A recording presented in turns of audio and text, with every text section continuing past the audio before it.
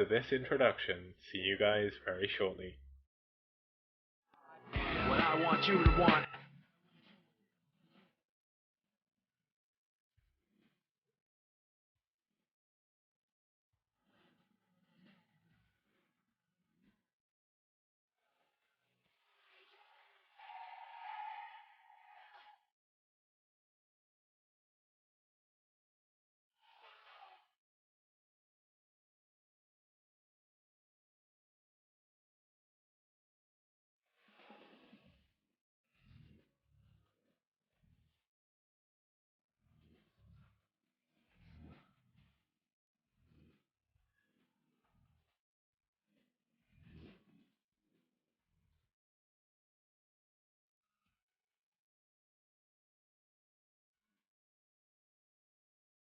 It's showtime.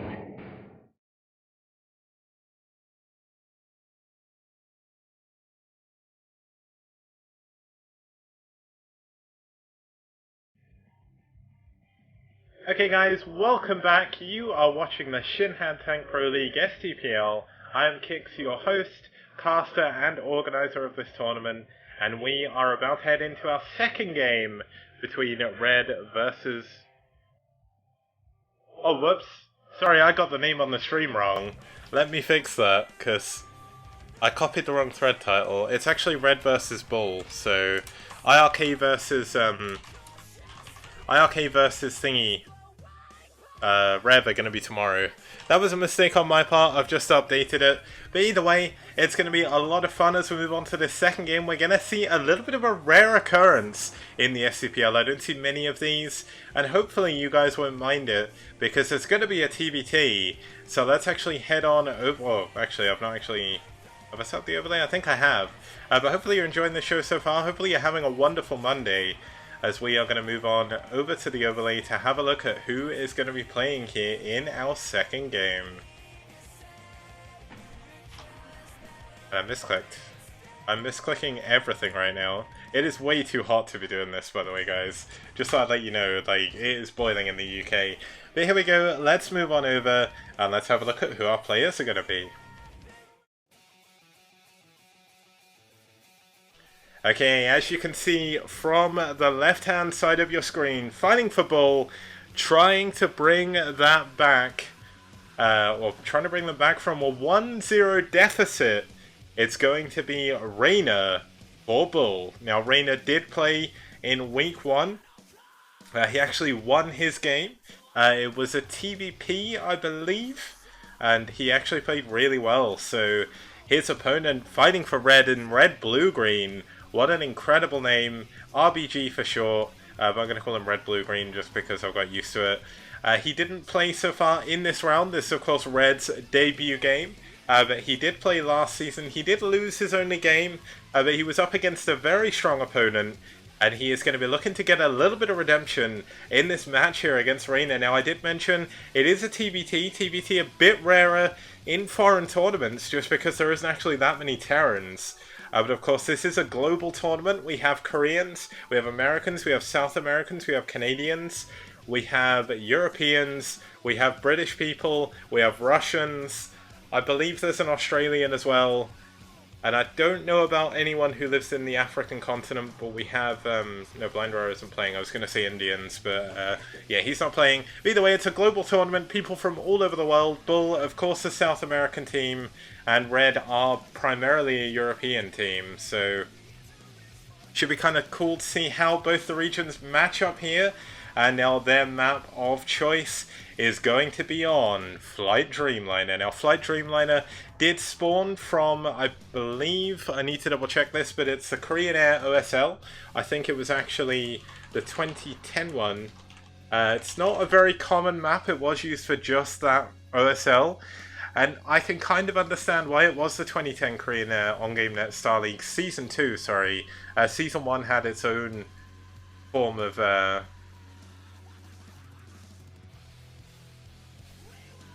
full on Brexit mode. I hate Brexit, man. Like, I don't know. I hate it. But either way, let's not go into politics, because we are going to go into a TBT, and it's going to be between Raynor and REDBLUEGREEN. Now, in case you can't see from the map image, This map does look like a plane. There is an island base in the top left hand side and the bottom right hand side positions. The mains are very close by air, so a very strong map for race and or drops. And if there is a map that's gonna split, it is going to be this one. So I hope you guys are ready. We are going to move into this TBT between Raynor and Red, Blue, Green, and we are going to have a lot of fun. So let's move on over to the game and let's have a look.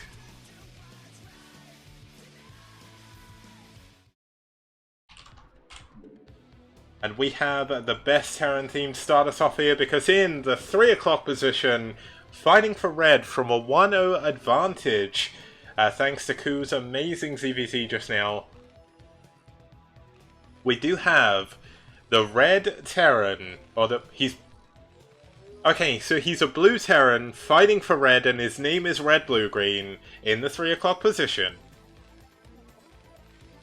Now his opponent down here in the 6 o'clock position in the purple, fighting from a 1-0 deficit, is going to be, for BuLL, it's Raynor. Now, of course, this is going to be a TBT. I know that's going to put some of you off. I know some people don't like TBT, but I do promise you, if you do stick with us, we should see a pretty interesting game. This is a very cool map for TBT. If I actually check the stats on the map, I know so far in the Clash for Char and STPL series, we haven't actually had a TBT on this map yet, but professionally, there was also no TBTs either.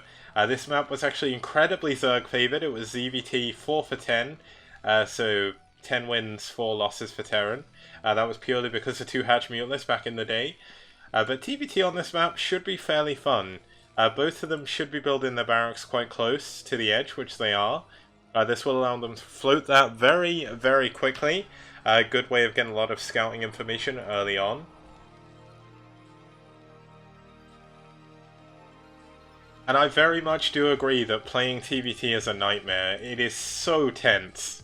Like, every single move matters. It's the same with any of the mirror matchups. Like, I am going to be the one to say, and this is a very controversial opinion, I think TBT is my favourite matchup, and I also really do like PvP and CVC. Now, the reason why I like it is just because both players actually have exactly the same tools. It means there's a lot of stuff that can go on, a lot of mind games as well. There's so many various openings that both players can actually go for, and it's a very, very fun game. Now, this is the kind of map where it wouldn't surprise me to see some kind of 2 racks all in, where you sort of box the style, float them over to your base like you used to do on Lost Temple.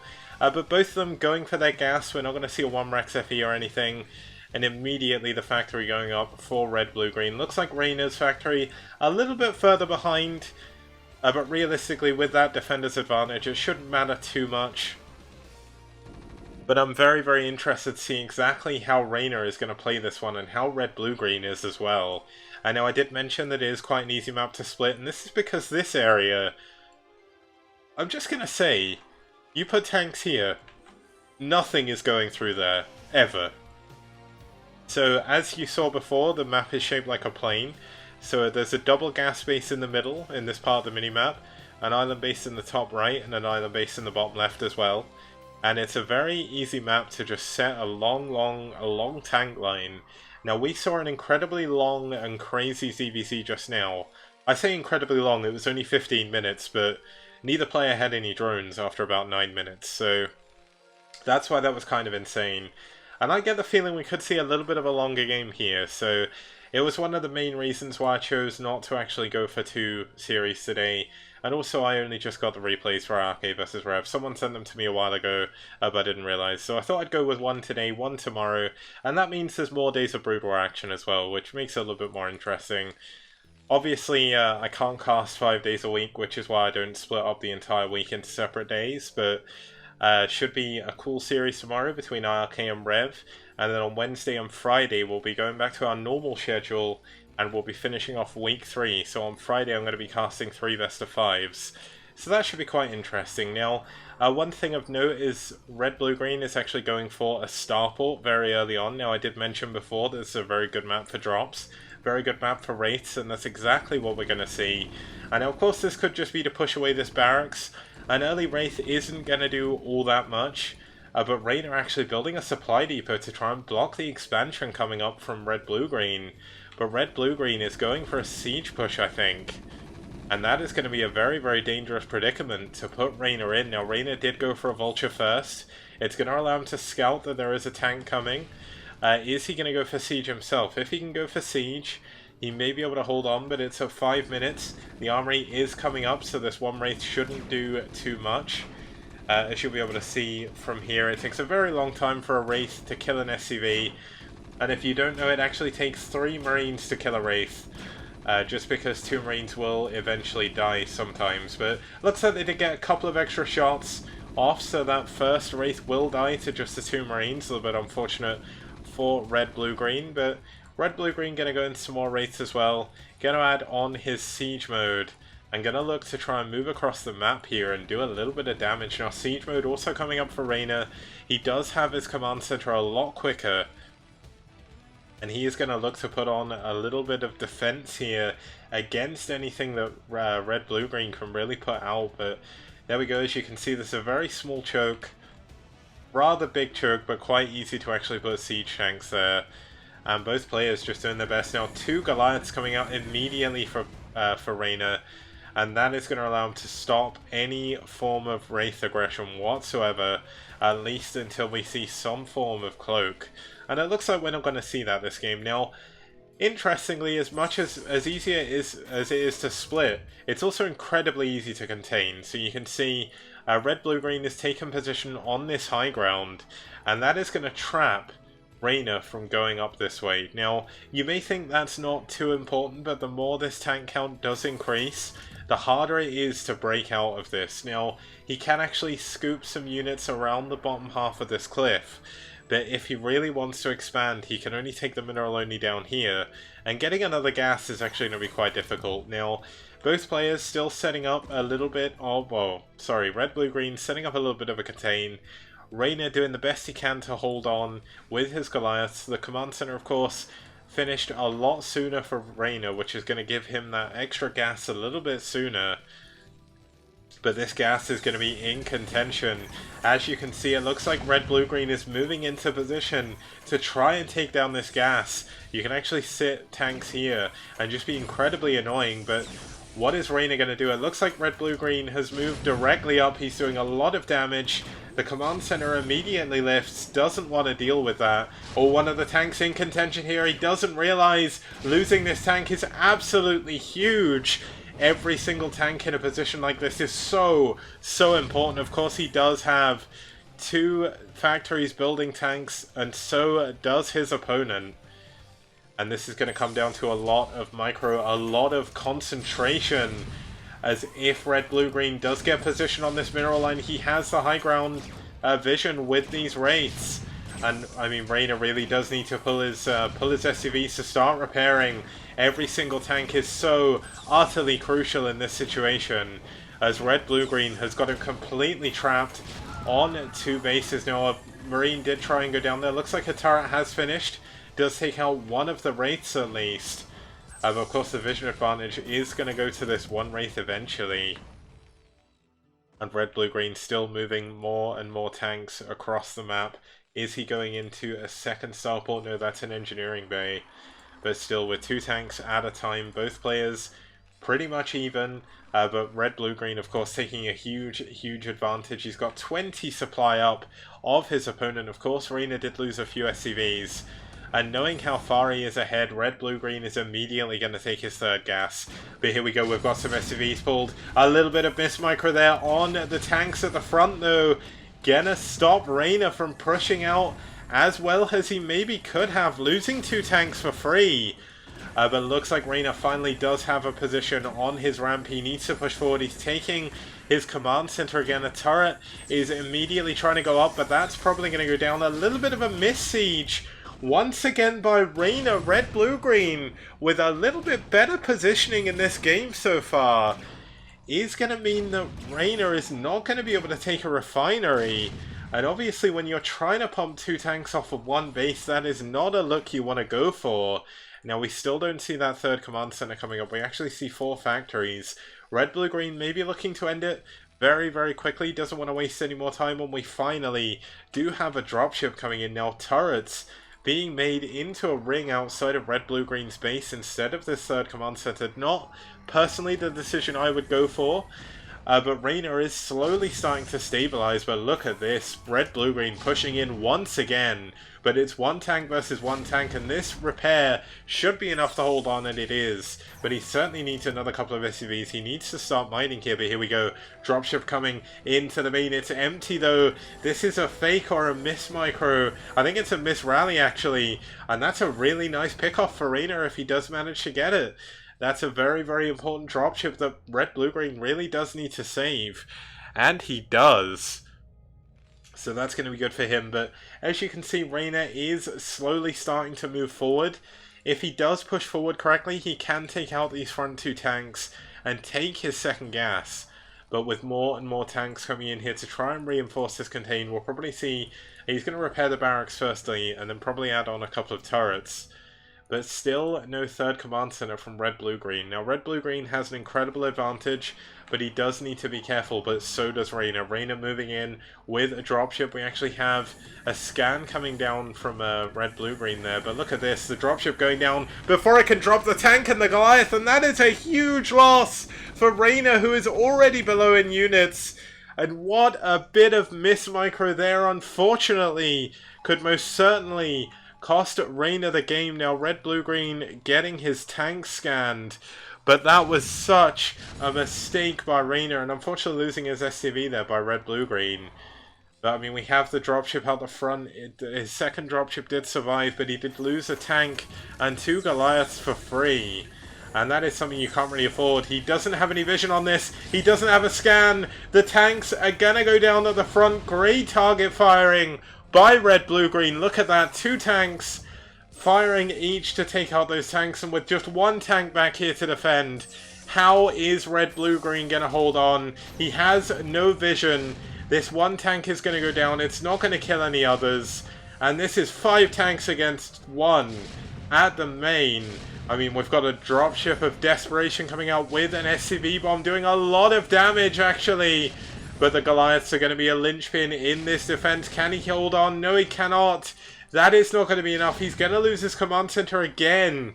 And he still cannot take that second gas. Now he's going to load up his dropship once more. Is he going to be able to do anything here? The dropships are eventually going to be able to go down. But with 2 tanks firing on the Goliath, that's units going down without doing too much. SCVs being loaded up once again. And I mean, this is just a matter of chance before he is going to lose. Now, it looks like we have a little bit of a counter drop here coming in from red, blue, green. But unlike Raynor's, his lands in the main. He's going to have position over the factories, over the machine shops. And even though red, blue, green is losing all his tanks out the front, to do this, Raynor has lost a lot of SCVs. He's lost a lot of mining time. He's missed out on a lot of gas as well. A missile turret being added at the back. He's desperately trying to get as many units out as humanly possible. But with this third base coming up, the third gas as well, I worry that red, blue, green is just hitting a stride where he will not be stopped. He doesn't have +1 attack yet. Let's have a look at Raynor. So Raynor does have that +1 attack, but it's not coming in too much handy when his tanks can't fire, and he's not really repairing. He's lost control of his units, and that, I believe, is going to be it, I think. Raynor trying to build another tank out of this. Red, blue, green, of course, lost his vision advantage, and Raynor has actually managed to slide in an SCV over here to build a base. Now, if Raynor can hide these 2 bases for long enough, perhaps we may see something happen.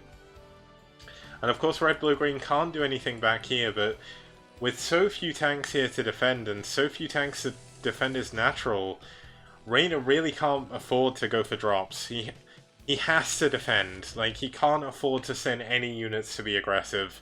Now of course this is going to have the counter problem of actually just oh, okay, so there we go, he actually dropped on top of all the tanks. Do a little bit of micro, do the fancy micro, save the tank. There we go. Not perfect, but he does get that. But this is still another 5 tanks, 2 Goliaths. They're coming in to the natural. There's nothing here to defend. And once again, the second gas is going to be under siege. Now, Raynor trying to hold on with everything he can. He's trying to sneak out 2 bases. Is it going to be enough? It looks like it may be able to hold for now. The 2 depots eating a lot of damage. But realistically, Raynor is living on borrowed time. Of course, it is a TVT. Anything is possible. And with units running into tank fire like that, that could be enough. It looks like he needs to repair this tank though. And somehow, he's managing to hold. Red, Blue, Green is not in a position to attack. But Raynor needs to repair his tanks. He can't afford to move forward. He will not kill these tanks in 2 shots. Yes, he will. But another drop in the main coming in from Red, Blue, Green, attacking his main gas. This is the only source of gas that Raynor has for now. He's trying to sneak out this second gas, but realistically, it's not going to do too much. A tank in the base is going to go down as well. GG! And Red, Blue, Green is going to take up Red 2-0 in this series.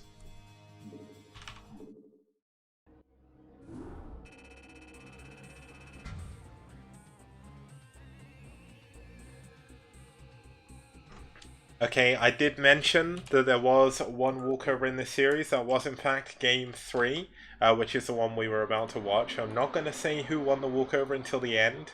So we're going to go a little bit out of order. We're going to do Game 4 next. And then I'll say who won Game 3. But this could be our very last game for today, depending on the outcome of this game and the walkover, of course. But we're going to be moving on to a TVP. And it should be a fairly good one. So let's move on over to the overlay, over to the intro, and I will see you guys in just over a minute, just over a minute. See you guys then.